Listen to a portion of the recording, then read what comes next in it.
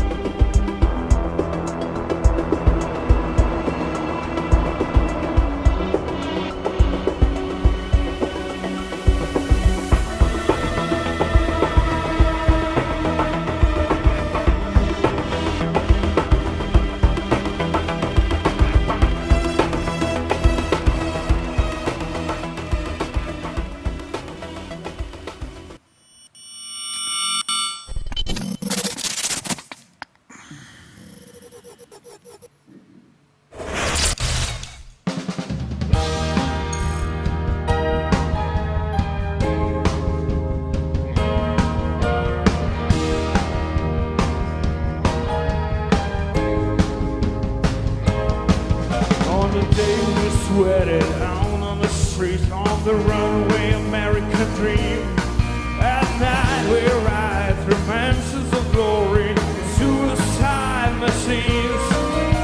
Sprung from cages on Highway 9, from wheel fuel injected and step it out over the line. Whoa, baby, this town rims the bones from your back. It's a death trap, it's a suicide rap. We gotta get out while we were young, cause of tramps like us, baby, we were born to run. Baby, we were born to run.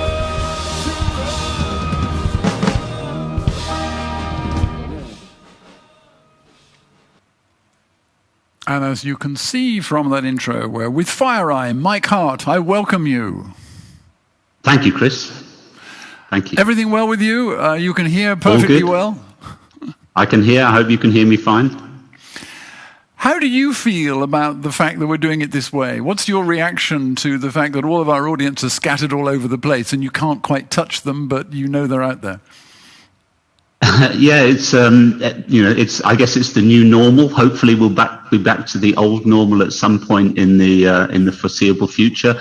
But I think it's not so much about the contact; it's about the understanding and recognizing that the threat landscape and the challenges that we face haven't gone away because of remote working. In fact, they've probably been exacerbated by that.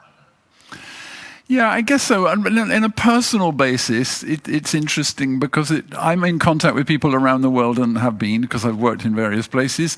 But I do miss the fact that I can't go and have a beer with them or I can't go and have a coffee with them.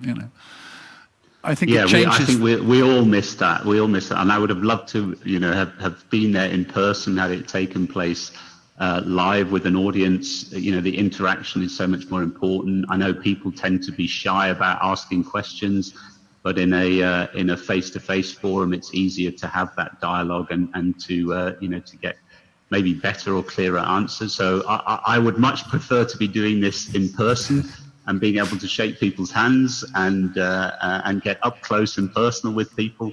Unfortunately, we're not able to do that at the moment, but I think it's going to be a great opportunity to share information and learn things as well anyway. You bring up a really important point there, and that's about asking questions. And of course, everybody can get to you. They can ask their questions direct to you afterwards on the platform. So if that's what people want to do, then that's the best way to do it. Mike Hart from FireEye, the floor is yours. Thank you, Chris. So good morning, everybody. So I'd like to talk today from a FireEye Mandiant perspective. You can see who I am on there. What I really want to talk about is the title here says Validate Security Performance to Rationalize Investments. So I guess a lot of you will be sitting there thinking, what does that mean? Well, really, we've invested a huge amount of money in security performance, in tools, capabilities over recent years, and in fact for quite a long time. And what tended to happen in the past was the security organization said, we need to protect against these threats, so we need to protect against that. And they got pieces of budget in order to do that. And over time, they've deployed more and more technology, more and more capability. And really, it's getting to the point now where management boards or executives are looking more closely at it and saying, have we improved our risk posture? Does our security performance warrant the investment that we've been making in it? So what FireEye Mandiant has is capability to automate that and to provide the ability to really look and rationalize your investments. So let's take a look at the challenge that we face. So I tend to frame it this way and say, mastering cybersecurity, we know it's incredibly difficult, but it does feel like facing a large mountain. We know the mountain is there. We can see it right in front of us. Sometimes we can't even see it because of the weather, perhaps, but we need to traverse it. We need to get over the mountain to the other side. But we actually have a limited budget for equipment, very similar to cybersecurity. We can't just keep throwing money at the problem without understanding whether we're being successful or not. Are we climbing higher on the mountain? Are we getting closer to our goals? We also need accurate information to be able to avoid danger. So classic cases when you're trying to think of something like Mount Everest, you're climbing a mountain like that. You need effective information to know what the snow conditions are like, for example, or to know what the weather patterns are like. You don't want to start climbing and then find yourself in a horrible storm that will endanger life or create significant risk for you. And it's very similar to the cybersecurity scenarios that we live in.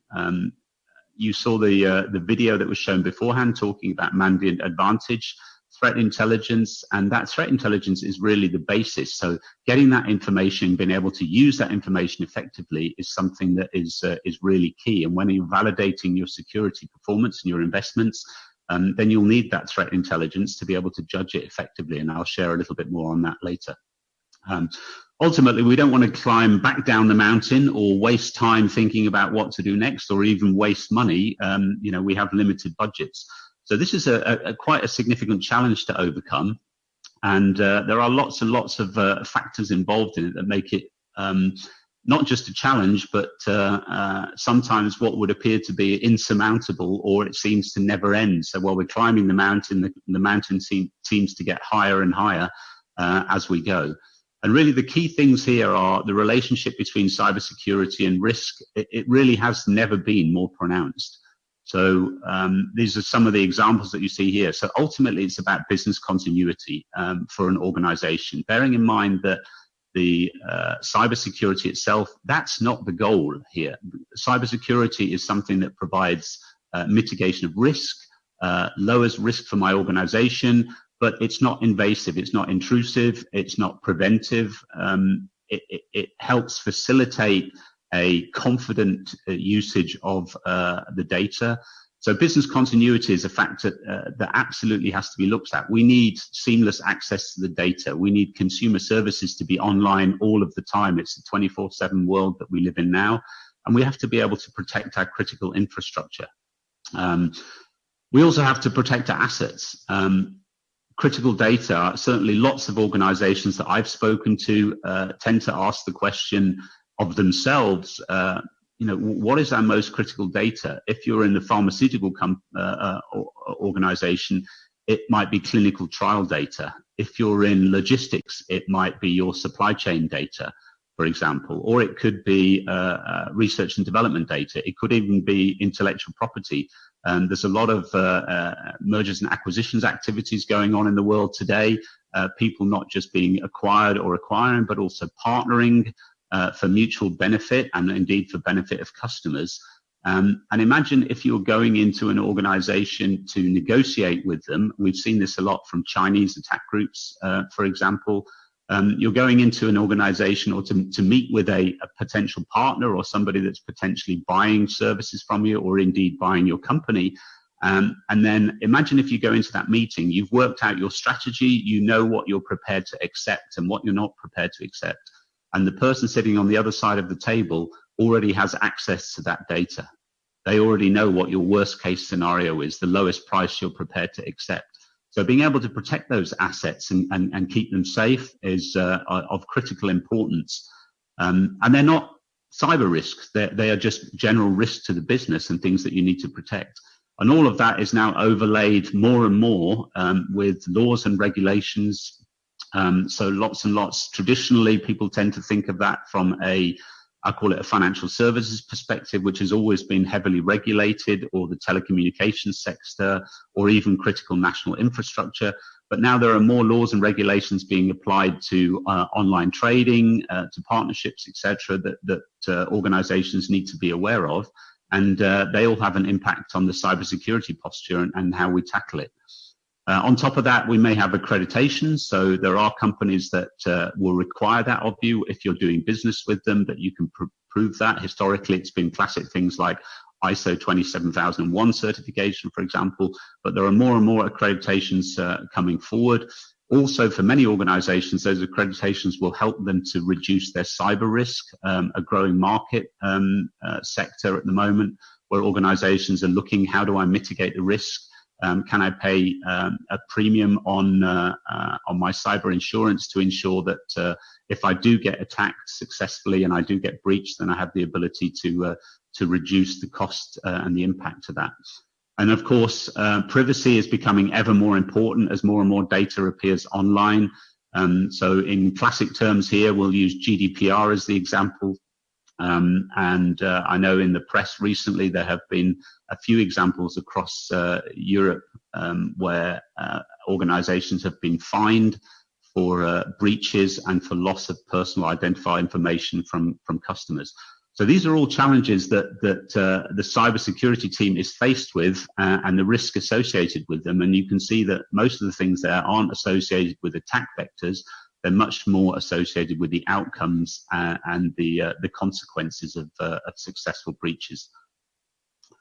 But really, what we're focused on is, I'll call it rationalization and optimization of my investments. So you heard me say at the start that, historically, we've thrown money at problems. We've acquired more and more capability, more and more tools. And if I share with you that certainly from information that we've determined from engagements that we've had, that your average organization, certainly of a medium size or larger, tends to have something upwards of 50 tools that they're using in the security space at any one time.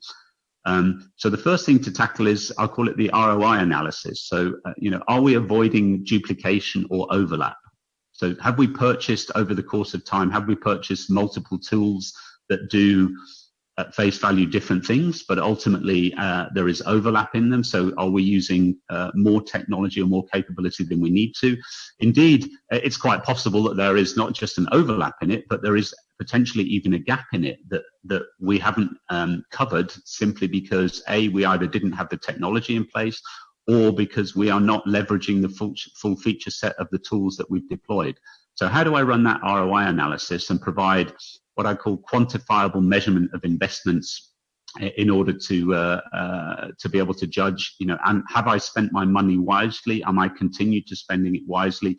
And are we better protected than we were before we purchased new capabilities? The second aspect is controls prioritization. So really this is about prioritization. So, what do we address first? We know that the attacks never cease. We know that the attacks become more sophisticated. The number of attacks we face, we've seen that in the last couple of years in the market. And I won't dwell on it, but just to say that, things like Emotet have become very prevalent in the market. The Maze attack groups going after organizations who traditionally never felt that they were under threat because they were unknown, they weren't big name targets, but they're being tackled and attacked for cybercrime purposes, simply generate money. So how do I protect myself effectively? What do I need to address first? How do I target the weakest links based on the real world threats? So this is where we come back to the Advantage platform, for example, or having good threat intelligence that I can use as the basis to work out who is actually targeting me. Is it my organization that's under attack? Is it my sector? If I read in the press, for example, that somebody else in my industry is being attacked, then maybe there's a higher likelihood that that same group will be attacking my organization in the not too distant future. And indeed, there's the old adage in cybersecurity, it's not a question of if, it's a question of when. Or even portrayed in even a blacker light, I'll say, the possibility that it's not a question of if, it's a question of when I was breached rather than when I will be breached. So either I've already been breached or I haven't. And then ultimately, for justifying my investments, I need to provide demonstrable results. I need to show clear metrics that say that we're addressing the challenges, that the number of threats that we're facing is being reduced, that we're in a position to more effectively tackle the threats that do get through and the breaches that do happen that we can't necessarily prevent. Social engineering has led us to a very different world. So the smash and grab of old, where organizations were breaking into companies and the threat groups were simply tackling them face on, that's changed. So now social engineering means I can get access to organizations through more surreptitious means. It means that I can move laterally within an organization without being observed because I'm using credentials that I've acquired through spear phishing campaigns, for example. Ultimately, it's about lowering the business risk and being able to show that to management so that I continue to retain the investment. I want to share with you some thoughts from our Mandiant incident response team that does more than 200,000 hours of incident response on an annual basis. Acknowledged as one of the world's global leaders, we're in the fortunate position that when organizations do get breached and do have to go public, that they frequently reference FireEye or Mandiant capability as helping them to clear up the mess. That reassures the investors, the shareholders, the partners, the customers, that they're taking it seriously. So what did our experts discover? First and foremost, I think there isn't a one-size-fits-all in this. Every environment is different. Every organization is different. And if you look at the major breaches that have taken place in the last, I'll call it not even maybe the last 5 years, some very, very big names, some very, very prominent names in the market that have been effectively attacked and breached by threat groups. So this is a really clear indicator that the size of your organization and the size of your security team doesn't necessarily equate to security effectiveness. So if you're not validating your performance, then you can be leaving gaps. And even if you have the most sophisticated organization with 20, 30 people tackling the threats, it doesn't necessarily mean that you're safe. We also have the perception versus the reality conundrum. That simply means that I perceive I've bought a lot of capability, I've protected myself really well, and yet the reality could reflect something very different. And then ultimately a lot of misconfiguration of my security controls, or indeed network segmentation misconfiguration, which I haven't captured and I wasn't aware of. What I will do is draw your eye to the bottom right of the screen, where you can see the chart that we've developed. So this comes from data we've collected over the last 8 months or 9 months, so between January of this year and the end of September. And you can see some horrifying factors here. For example, that 53%, when we went and cleaned up, we were brought in to do incident response and find out what had happened when an organization was attacked. 53% of the alerts that they'd received were actually missed. So they weren't pushed into a SIM or anything. They were just completely missed. Ultimately, you can see there only 9% of the alerts actually reached an alerting phase where something needed to be done about them. 33% were protected. The real key message here is that if my security performance is working effectively, I can dramatically reduce the number of alerts that are actually being missed at the moment. So imagine if half of the attacks that you're receiving are simply getting through without you even noticing them. That's not a comfortable position to be in. And in order to validate your environment and provide better control and better visibility, you need to find a way to automate that, which is what FireEye Mandiant can help you do. At this point, I'd like to point out another statistic, which I think those of you who are following all of the presentations are probably looking for this as well. So it's not the 53% that is most important here. It's the number 6. Number 6. So if you're tracking secret strings and working on all the presentations, you'll need the number 6. So how do we build an effective security validation program? So really the first thing we need to do is measure. We need to measure the tools and the controls that we have in place today. We need to put some metrics behind that so we can determine whether they're being effective or not. Once we've done that, we can move to optimizing those capabilities, simply tuning them, making sure that we're deploying the feature set that we purchased. We all know that there's classic examples, even outside of the cybersecurity space, where we only use a very small percentage of the capability that a tool might have. In the cybersecurity space, we get bombarded with capabilities. Organizations sell you capability, sell you a tool, and then add capability to that tool over time. It doesn't mean that you're actually deploying that capability. Are you getting real value out of the investment that you've made? Once we've finished that optimization phase, then we can start to rationalize and work out other things that we have overlap in that we can turn off. Are there tools or capabilities that we simply don't need anymore because it's being covered by something else? Can we save the money here and perhaps invest it in somewhere else? And ultimately, we need to monitor it. So really the idea behind validation is not I'll call it a point-in-time penetration test or a red team or something like that where we're checking.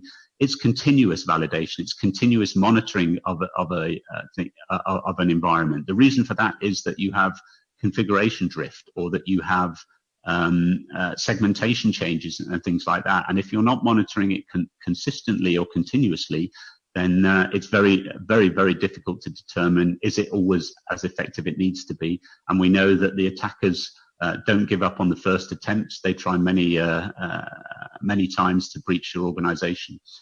So how does that work? Fairly straightforward. We're determining the health of my security infrastructure. So we gain, first of all, that visibility. That's in the measurement phase. If you like, are the things working? Are they deployed effectively? We can move them to prevention. And you saw on the previous slide that 33% of the attacks were actually prevented. And whilst that's only a third of the attacks, at least it's working, to a greater or lesser degree quite effectively. Detection is really important here, that we can detect those, not just the ones that we prevented, but also the ones that are potentially getting through, and tackle them as quickly and as effectively as possible. We know that dwell times, how long attackers have been in an environment before they're discovered, have come down quite dramatically. A couple of years ago, we were in close to the 100 days phase. That's like having somebody living in your house without you noticing for 3 months. Now that we're down around the 50-day mark, which is still great, but that still means that the best part of 6 to 8 weeks, somebody is moving around in your organization and looking at what information they can exfiltrate, for example, or what systems to encrypt. Ultimately, we create then an event flow which provides the alerting that we'll need to tackle the most important threats, the weakest links in our chain, to do that. So in order to have something like that, we probably need to overlay it with a framework assessment, for example, so that will guide us through the process. I've just put 2 examples up here. One is the MITRE attack framework, which has been published frequently and helps us to tackle, for example, APT groups. We also have the NIST framework that's supported for tool selection, for example, but there's no restriction on which framework you can apply. So if you're using a different framework, it's not a problem to integrate that into the technology and the service and ensure that you're adhering to the process that you generally follow. And then ultimately, it's about that threat actor assurance. So how do we protect ourselves against the APT groups that may be targeting us, or organizations that are targeting threat actors that are targeting critical infrastructure, or maybe fraud or classic cybercrime, or as I'd referenced earlier, intellectual property. So if I have the right level of threat intelligence and I know what attackers are targeting my sector, my geography, my industry, then I can be better prepared to look out for those tools, techniques, and procedures that are using to tackle or to attack my organization, and that will help me ultimately to better respond. So having real-time threats being part of that environment that you're testing yourself again is so much more relevant than having a simulation, and that's one of the key points that we'll share with you in a later presentation. So ultimately, aligning with my executive focus priorities, this is what I've titled this slide as, because it's not just about the cybersecurity team or the IT team overall. It's about aligning those priorities with the business priorities, with the executive management priorities, so that they know business can carry on, business will not be impacted. And if it does get impacted, then the actual effect of that impact is minimized very quickly. I tend to use the word quite a lot in presentations, talking about competency. So it's not just about deploying the technology, it's showing that I'm competent. It's showing that my organization is competent, that we are in a position to observe and to prioritize where we need to address concerns and to be vigilant and consistently vigilant. So having that continuous evidence to show to the board. Generally, a board will come and ask us at some point, is there an opportunity to be exposed to a threat group? How do we stop that happening, or how do we provide better visibility to protect ourselves? And then I mentioned multiple times threat intelligence. The relevance of the adversary is so important here. If I'm not being attacked by an APT group, because I don't have geopolitical information, for example, then perhaps it's less relevant. But what we've seen is some APT groups now working the cybercrime angle as a hobby almost. So it doesn't mean I'm secure for them, but being able to identify and assess in real time how I protect myself. And then validate all of those capabilities across my business priorities. So not just from a technical perspective, but also from a business perspective. How do I manage the effectiveness, drive my ROI analysis? And ultimately, it's about improving my organization's security posture. Am I better prepared to A, prevent incidents from happening, and B, respond better when they do happen? And also, of course, as we've seen from an accreditation or even from a regulation perspective, often what we've observed now is that third parties are being asked to assess partners, suppliers, vendors. We know many breaches come through the supply chain. So I'm being asked to do third-party assessments to determine how successful my organization is and how well we are doing at protecting ourselves. And having the ability to do that in a continuous fashion and provide what we call continuous validation can really help me. So with that, I'm finished. Thank you very much for your time. Just one point I'd just like to reference. We do have a technical workshop related to this capability, to this subject for Mandiant security validation that will take place tomorrow afternoon at 1:15. So please join my colleagues for that, where you can learn a lot more information about how the technology and the capability works. Thank you very much for your time. Really appreciate it. Absolutely brilliant, as ever, perfectly presented. Indeed, you used the word competence. I would say you're very competent at giving us great presentations. Thank you, Chris. Thank you very much indeed.